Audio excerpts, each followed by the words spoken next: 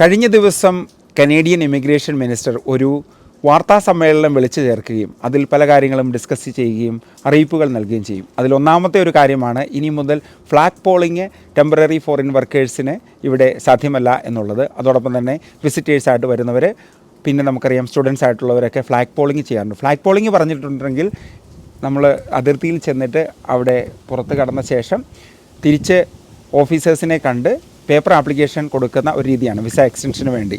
ഇനി മുതൽ അതിനുള്ള സംവിധാനം ഉണ്ടാവില്ല എന്നാണ് പറഞ്ഞിരിക്കുന്നത്. കാരണം മറ്റൊന്നുമല്ല, ഈ ദിവസങ്ങളിലൊക്കെ ബോർഡർ അതിശക്തമാക്കിക്കൊണ്ടിരിക്കുകയാണ്. കനേഡിയൻ ഗവൺമെൻറ്റിൻ്റെ ഭാഗത്തു നിന്നും പ്രതിപക്ഷത്തിൻ്റെ ഭാഗത്തു നിന്നുമൊക്കെ നല്ല സമ്മർദ്ദങ്ങളുണ്ട്. അത് കാരണമാണ് ഇത്തരം കാര്യങ്ങൾ മുന്നോട്ട് വരുന്നത്. അതോടൊപ്പം തന്നെ മറ്റൊരു അപ്ഡേറ്റ്, ഇനി മുതൽ LMIAക്കുള്ള പോയിൻറ്റ്സ് എടുത്തു മാറ്റുമെന്നാണ് ഇമിഗ്രേഷൻ മിനിസ്റ്റർ പറഞ്ഞിരിക്കുന്നത്. കാനഡയിൽ വർക്ക് ചെയ്യുന്ന പല കാറ്റഗറിയിലാണ് ആളുകൾ വർക്ക് ചെയ്യുന്നത്. അവരുടെ PR ആപ്ലിക്കേഷന് വേണ്ടി അവർ ഫയലിട്ട് കഴിയുമ്പോഴേക്കും LMIAക്ക് 50 മുതൽ 200 വരെ പോയിൻ്റ് കിട്ടുന്ന സംവിധാനങ്ങളുണ്ട്. ആ പോയിൻ്റ് സംവിധാനം ഇനി എടുത്തു മാറ്റും എന്നാണ് പറഞ്ഞിരിക്കുന്നത്. അതിൻ്റെ കാരണമെന്ന് പറഞ്ഞാൽ ഇവിടെ LMIA ഒരു കച്ചവടമായിട്ട് മാറിയിട്ടുണ്ടായിരുന്നു. അതായത് സ്റ്റുഡൻസിൻ്റെ അടുത്തും പിന്നെ അല്ലാതെ മറ്റ് സ്ഥലങ്ങളിലുമൊക്കെ ജോബ് ഓഫർ കൊടുക്കുക, അതിന് പൈസ വാങ്ങുന്ന സംവിധാനങ്ങളുണ്ടായിരുന്നു. ഗവൺമെൻറ്റിന് ഈ കാര്യങ്ങളിലൊക്കെ അറിവ് കിട്ടിയിട്ടുണ്ട്. അത് കാരണമാണ് ഇങ്ങനെയൊരു തീരുമാനത്തിലേക്ക് വരാൻ പോകുന്നത്. നമുക്കറിയാം LMIA എന്ന് പറയുന്നത് ലേബർ മാർക്കറ്റ് ഇമ്പാക്റ്റ് അസസ്മെൻ്റ് ആണ്. ഇപ്പോൾ നാട്ടിലൊക്കെ ആണെങ്കിലും ഈ ജോബ് ഓഫറും കാര്യങ്ങളൊക്കെ ആളുകൾ ഇവിടുന്ന് കൊടുക്കുന്നത് പറഞ്ഞിട്ടുണ്ടെങ്കിൽ ഈ ഒരു സംവിധാനത്തിൽ കൂടിയാണ്. ഇപ്പോൾ ഒരു കനേഡിയൻ എംപ്ലോയർക്ക് ഒരു തൊഴിലാളി അവിടെ ആവശ്യമുണ്ടെങ്കിൽ അവരുടെ ആവശ്യമാണത്. അവർ പേപ്പർ കൊടുക്കുന്നത് അവർക്ക് പൈസ ഉണ്ടാക്കാൻ വേണ്ടിയല്ല. അവിടെ ഒരു എംപ്ലോയി വന്നാൽ അവർക്ക് ജോലികളിൽ കൂടിയാണ് സാമ്പത്തിക നേട്ടം ഉണ്ടാകുന്നത്, അല്ലാതെ ഒരു പേപ്പർ കൊടുത്ത് പൈസ വാങ്ങിയല്ല. അപ്പോൾ ഇത്തരം കാരണങ്ങളാലാണ് ഈ കാര്യത്തിൽ ഒരു നിയന്ത്രണം ഗവൺമെൻറ് കൊണ്ടുവരുന്നത്. ഇനി നമുക്ക് കുറച്ച് കാലാവസ്ഥ കാര്യങ്ങളൊക്കെ കാണാം. ഇപ്പോൾ കാനഡ മഞ്ഞിൽ പുതഞ്ഞ് കിടക്കുകയാണ്. ഈ ദിവസങ്ങളിലൊക്കെ മഞ്ഞ് പെയ്യുന്നുണ്ടായിരുന്നു. ഒരു വൈറ്റ് ക്രിസ്മസ് തന്നെ ഈ വർഷം നമുക്ക് പ്രതീക്ഷിക്കാം. മഞ്ഞിൽ പുതച്ച കാനഡ നമുക്ക് കാണാൻ സാധിക്കും.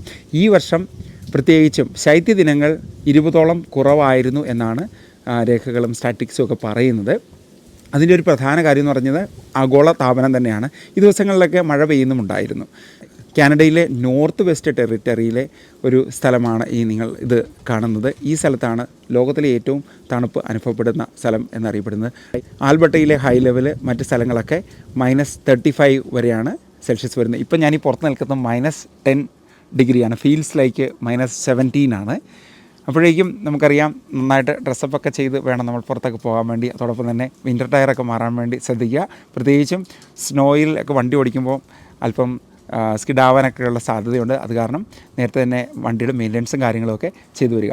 വീണ്ടും നമ്മൾ അമേരിക്കൻ വാർത്തകളിലേക്ക് വന്നു കഴിയുമ്പോഴേക്കും ഈ താരിഫ് സംബന്ധിച്ചുള്ള തർക്കങ്ങളും അതോടൊപ്പം തന്നെ ചർച്ചകളും ഒക്കെ നടന്നുകൊണ്ടേയിരിക്കുകയാണ്.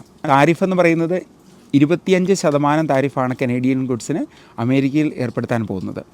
അങ്ങനെ വരുമ്പോഴേക്കും അവിടെയും വില കൂടും. അത് സംബന്ധിച്ച് ഒരു സർവേ കഴിഞ്ഞ ദിവസങ്ങളിൽ നടത്തിയിട്ടുണ്ടായിരുന്നു. അതിൽ 52% ആളുകളും അതിനെ എതിർക്കുകയാണ് ചെയ്തിട്ടുള്ളത്. ട്രംപ് ഇനി അധികാരത്തിലേൽക്കുന്നത് ജനുവരി 20-ാം തീയതിയാണ്. അത് കഴിയുമ്പോഴേക്കും നമുക്കറിയാം ഇവിടെയുള്ള സാമ്പത്തിക സ്ഥിതിയെയും അത് കാര്യമായിട്ട് തന്നെ ബാധിക്കാൻ സാധ്യതയുണ്ട്. കാരണം താരിഫ് കൂടി കഴിയുമ്പോഴേക്കും ഇവിടെയുള്ള പ്രൊഡക്ഷൻ കോസ്റ്റ് കൂടും. അതോടൊപ്പം തന്നെ നമുക്കറിയാം പല കോസ്റ്റ് കട്ടിങ്ങുകളും ഉണ്ടാവും. ഇപ്പോൾ ടൊറൻറ്റോയിലെ ഒരു തൊഴിലില്ലായ്മ എന്ന് പറയുന്നത് 8.1 ആണ്. അത് ഉയർന്ന നിരക്ക് തന്നെയാണ്. കാൽഗറിയിലൊക്കെയാണെങ്കിൽ അതിൽ കൂടുതലായിട്ട് നിൽക്കുന്നുണ്ട്. അപ്പോൾ ഇങ്ങനെയുള്ള കാര്യങ്ങളൊക്കെ ഇതിനെ ബാധിക്കുന്നുണ്ട്. ബാങ്ക് ഓഫ് കാനഡ ഈ ദിവസങ്ങളിലൊക്കെ ഇൻട്രസ്റ്റ് റേറ്റ് കട്ട് ചെയ്യുന്നുണ്ടായിരുന്നു. അതിൽ പ്രധാനമായിട്ടും ഇപ്പോൾ 3.25 ഇൻട്രസ്റ്റ് റേറ്റ് കട്ട് ചെയ്ത് നിർത്തിയിരിക്കുകയാണ്. ഇത് ഇക്കോണമി ഒന്ന് ബൂസ്റ്റ് ചെയ്യാൻ വേണ്ടി സഹായിച്ചേക്കും മിക്കവാറും. പിന്നെ നമുക്കറിയാം കൂടുതൽ സ്പെൻഡിങ്ങും ബിസിനസ്സുകളിൽ ഉണ്ടായിക്കഴിയുമ്പോഴാണ് കൂടുതൽ ജോലികൾ നമുക്ക് പുറത്ത് വരുന്നത്. ഞാൻ എപ്പോഴും പറഞ്ഞുകൊണ്ടിരിക്കുന്ന ഒരു കാര്യമാണ്. പല കുട്ടികൾക്കും ജോലി ലഭിക്കാത്തതുണ്ട്. ഇപ്പോൾ ഏകദേശം 4 മാസം മുതൽ 5 മാസം വരെ ആയിട്ടും ജോലി കിട്ടാത്തവരുണ്ട്. അവരൊക്കെ വീണ്ടും അപ്ലൈ ചെയ്തുകൊണ്ടിരിക്കുക. പ്രത്യേകിച്ചും പല സ്ഥലങ്ങളിലും ജോലി അവൈലബിൾ ആണ്. അത് നമ്മൾ അങ്ങോട്ട് പോയി കണ്ടെത്തേണ്ടതായിട്ടുണ്ട്. അതിന് ഹിഡൻ ജോബ്സ് എന്ന് തന്നെയാണ് പറയുന്നത്. നിങ്ങളുടെ ലിങ്ക്ഡിൻ പ്രൊഫൈൽ അപ്ഡേറ്റ് ചെയ്യുക, റെസ്യൂമെയൊക്കെ കസ്റ്റമൈസ്ഡ് ആയിട്ട് തന്നെ കൊടുക്കുക. നമ്മളൊരു സർവീസ് അതിന് വേണ്ടി പ്ലാൻ ചെയ്യുന്നുണ്ട്. ഉടനെ തന്നെ നമ്മുടെ ചാനലിൽ തന്നെ ഒരു പ്രത്യേക സെഷൻ നടക്കുന്നുണ്ട്. അത് ജോലിയുമായിട്ട് ബന്ധപ്പെട്ടിട്ടുള്ളതല്ല, PGWP ആപ്ലിക്കേഷനുമായിട്ട് ബന്ധപ്പെട്ടുള്ള ഒരു ചർച്ചയാണ്. അതിൽ നമുക്ക് സെൽഫി പ്രിപ്പറേഷനെ പറ്റിയുള്ള ഒരു ഇൻഫർമേഷൻ സെഷനുണ്ട്. അതിൽ നിങ്ങളെല്ലാവരും പങ്കെടുക്കുക. ലിങ്ക് താഴെ കൊടുത്തിട്ടുണ്ട്.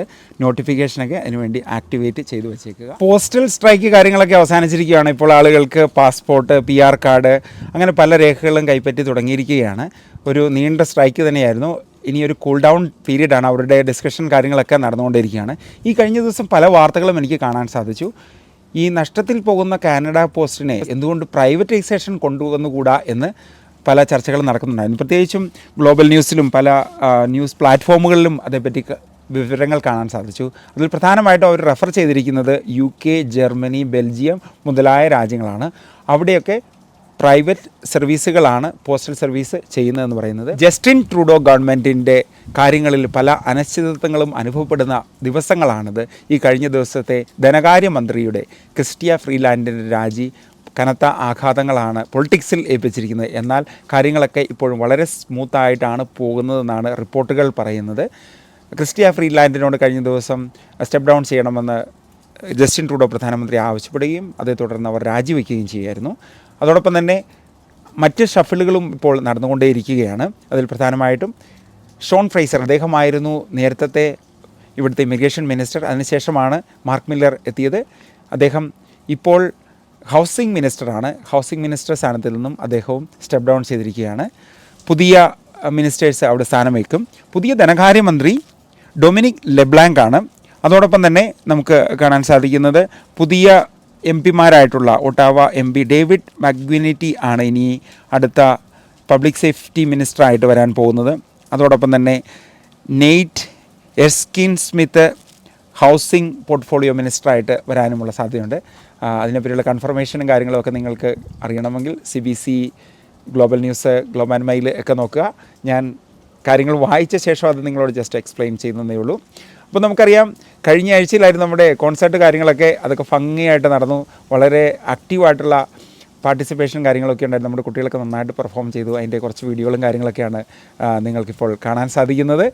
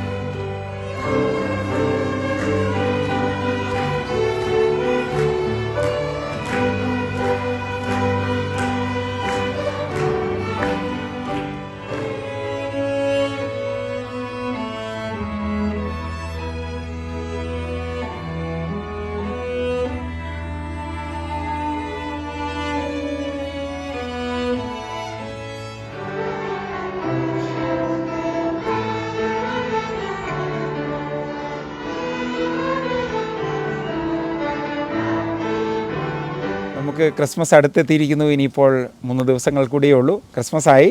അപ്പോൾ എല്ലാവർക്കും ക്രിസ്മസിൻ്റെയും നവോത്സവത്തിൻ്റെയും ആശംസകൾ നേരുന്നു. നമുക്ക് വെള്ളിയാഴ്ച ലൈവ് സെഷനുണ്ട്. എല്ലാവരെയും നമുക്ക് കാണാം. അതോടൊപ്പം തന്നെ നമുക്ക് സ്പെഷ്യൽ വ്ളോഗ്സ് റെക്കോർഡ് ചെയ്തിട്ടുണ്ട്. അത് പബ്ലിഷ് ചെയ്യുന്നതാണ്. നമുക്കിനി നവോത്സവത്തിൽ പല പുതിയ വ്ളോഗുകളും ചെയ്യേണ്ടതായിട്ടുണ്ട്. തീർച്ചയായിട്ടും നിങ്ങൾക്ക് താഴെ കമൻറ്റ് ചെയ്യാവുന്നതാണ് ഏതൊക്കെ വ്ളോഗ്സാണ് ഇനി കൂടുതലായിട്ട് നിങ്ങൾ താല്പര്യപ്പെടുന്നത് എന്നുള്ളത്. എല്ലാവരെയും അടുത്ത ആഴ്ചത്തെ ലൈവ് സെഷനിൽ പ്രതീക്ഷിക്കുന്നു. വെള്ളിയാഴ്ച നമുക്ക് എല്ലാവർക്കും കാണാം. 10:30 എല്ലാവരും വരിക. നമുക്ക് വിശേഷങ്ങളൊക്കെ പങ്കുവയ്ക്കാം. Thanks for watching. Have a nice day. By.